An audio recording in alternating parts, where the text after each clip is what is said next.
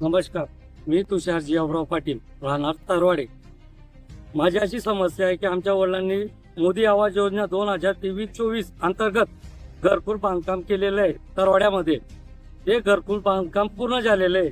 आमच्या जवळ मंजुरीचे आदेश, बेनिफिशियर रिपोर्ट आणि इंजिनियरचा पूर्ण झालेला दाखला, घराचे संपूर्ण कागदपत्र आहे आमच्याजवळ. असं एकही कागद नाही की जो नाही आहे. हा आहे त्यांच्या ठराव, ग्रामपंचायतच्या जो इथं BDO ऑफिसला येतो तो ठराव, सगळे त्याच्यात कागद. तरी ते आमच्या घरकुल 8 नंबरला लावत नाही आहेत. मग आम्ही याची मागणी तिथं गेलो स्थानिक ग्रामपंचायतमध्ये की आम्हाला आमचे घरकुल 8 नंबरला लावण्यात यावं. त्या मॅडमांनी आम्हाला उडवाउडवीची उत्तर दिले, तुम्ही इथून चालले जा, मी अॅट्रॉसिटी करणार, विनयभंगाचा गुन्हा दाखल करणार. कोण म्हणत होता?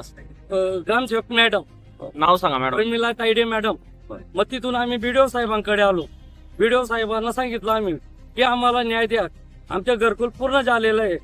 आमच्या प्रस्ताव, तुमचे काम असतं घरकुल याचा प्रस्ताव कोण पाठवतो मला सांगा सर.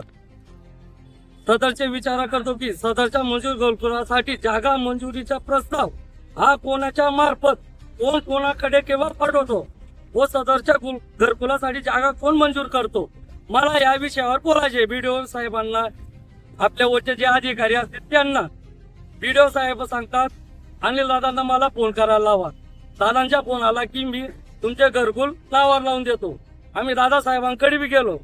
दादासाहेबांनी तरवाड्याचे सरपंच रामकृष्ण पाटील यांच्याकडे ज्या असं सांगितले, काही आमच्या गावातले वरिष्ठ लोकांना मी त्यांच्याकडे घेऊन गेले.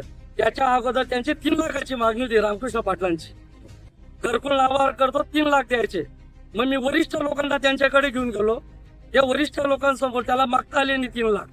त्याने आमच्या गावात मंदिर आहे धनदाई मातेच्या नावाखाली, त्याने 1 लाख मागितले. 1 लाख द्या, मी तुमच्या घरकुल नावावर करून देतो. चालेल, मी हो म्हणून दिलं 1 लाखाचे त्याला. तुमचे काही गावात व्यक्तिगत वाद आहेत का? काही नाही, त्यांनी समोर यायचं. आमच्या विषयी कोणी तक्रार, लेखी तक्रार दिली असेल तर त्यांना म्हणा लेखी तक्रार दाखवा. ग्रामपंचायत असो, BDO ऑफिस असो, आमच्या विषयी लेखी तक्रार आहे का? आमचं घर पूर्ण झाले, आम्हाला पैसे झाले दिले. वडिलांची डायलिसिस आहे, त्यांना बुधवार आणि शनिवार विघ्नार्थ हॉस्पिटलमध्ये डायलिसिसला जावं लागतं. हा न्याय मागायचा आहे मला. ठराव कोण आणतो घरकुलासाठी ते BDO सांगतात तुम्हाला आणावं लागेल. मॅडमांना विचारावं, मॅडम सांगतो तू ग्रामसेवक ग्रामपंचायतची पायतोरी चालला तर तुझ्यावर अॅट्रॉसिटी आणि विनयभंगाची केस फिरवाय. आम्ही न्याय मागू पुढे.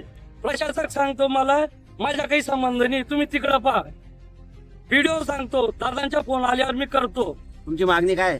आमची मागणी हीच आहे, 8 नंबरला घरकुल लावण्याबाबत. तरवाड्याचे जियावराव पाटील उपोषणाला बसले होते. त्यांची नमुना नंबर 8ला मोदी आवास योजनेच्या घरकुलची जागा लावण्याबाबत तक्रार होती.